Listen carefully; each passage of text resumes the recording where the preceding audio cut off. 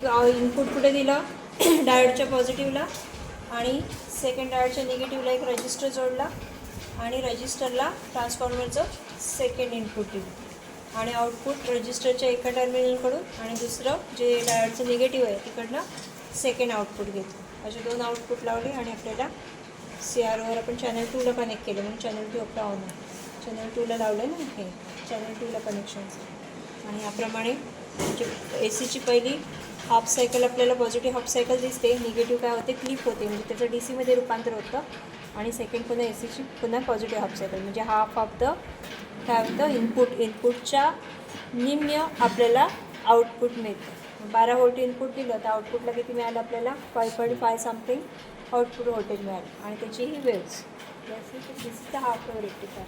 Same full wave rectifier. फुल वेव्हमध्ये काय होणार डिस्टो कंटिन्यू आपल्याला वेव्स दिसणार.